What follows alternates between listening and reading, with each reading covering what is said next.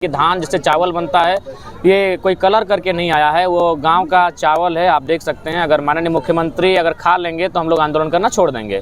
और रामचंद्र रोंगटा का परिवार भी अगर इस चावल को किसी एक दिन अगर भोजन में ले आता है, खा लेता है, तो हम लोग आंदोलन करना छोड़ देंगे। ये चावल का कलर ही बिल्कुल काला है कि आज से 15-20 वर्ष पूर्व रामगढ़ के बूढ़ा खाप में आलोक प्राइवेट लिमिटेड कंपनी की स्थापना हुई थी, जिनके मालिक शायद रामचंद्र रोंगटा हैं।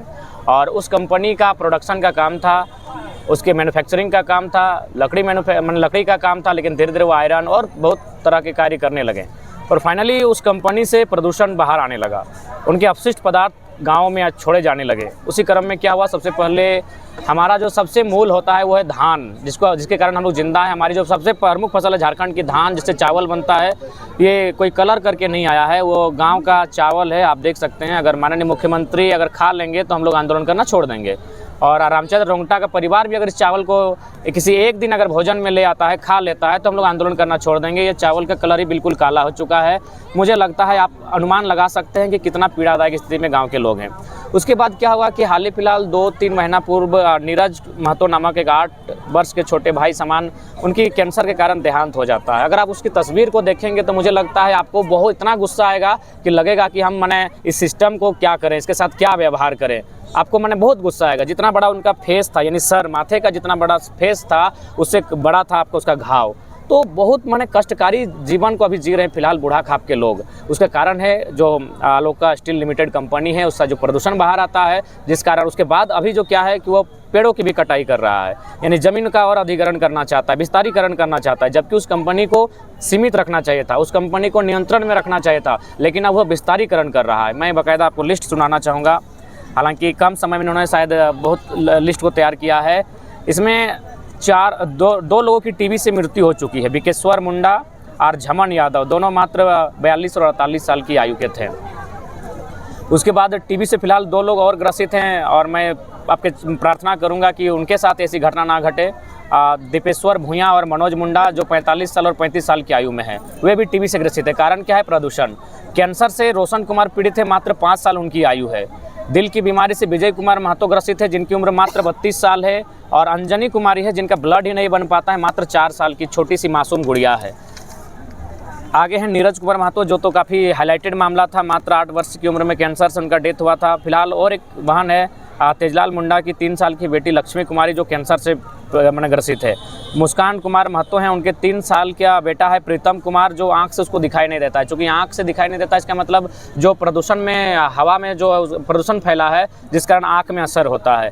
और टीबी से फिर ग्रसित है सुनीता कुमारी मुंडा, मात्र 18 साल की हैं। तो इस प्रकार के अनगिनत मामले हैं उस क्षेत्र में। लेकिन ये तो फैक्ट्री कई जगह है झारखंड में, सिर्फ इसी फैक्ट्री से क्यों हो रहा है? क्या पोल्यूशन कंट्रोल करने का नियम हाँ, जो पोल्यूशन कंट्रोल करने का जो नियम है उसको फॉलो नहीं किया जा रहा है। सबसे अहम बात यही है। कोई भी अगर कंपनी स्थापित होती है तो स्थापना के साथ साथ एक यंत्र लगाया जाता है, जिसको हम लोग पोल्यूशन कंट्रोल मानक यंत्र या फिर जो भी नाम है उसको स्थापना किया जाता है, ताकि अगर उस कंपनी में कोई प्रदूषण आए तो उसको कंट्रोल कर सके। बाकायदा कंपनी जो जमीन अधिग्रहण करना चाहती है वन भूमि का, वो कह रही है कि उसमें हम स्थापना करेंगे प्रदूषण यंत्र का। तो बताइए, 20 वर्ष पुरानी कंपनी है और आज जब लोग मर रहे हैं तब आप बोल रहे हैं कि हम प्रदूषण यंत्र की स्थापना करेंगे। ये तो हास्य का विषय है। ये तो जिन लोगों ने कंपनी को अधिकृत किया या फिर मंजूरी दी है कंपनी लगाने के लिए, उन पर भी सवाल खड़ा होता है। अब तक 20 वर्षों में जितने भी रामगढ़ जिले में कलेक्टर बनकर आए, उन पर सवाल खड़ा होता है। जो भी गवर्नमेंट के लोग रहे, उन पर सवाल खड़ा होता है कि इतना बड़ा काम उन्होंने बिना इजाज़त के कैसे किया। जब उनके पास पोल्यूशन को कंट्रोल करने का यंत्र स्थापित नहीं है, तो फिर मुझे लगता है ये कहीं ना कहीं मानव के जीवन का गला घोटने के बराबर है। तो आप लोग क्या मांग करने के लिए आए राज्यपाल से? सबसे पहले तो ये सवाल भी बनता है कि राज्यपाल ही क्यों? हमारे स्थानीय विधायक है, स्थानीय सांसद हैं, तो कई सालों से आंदोलन चल रहा है।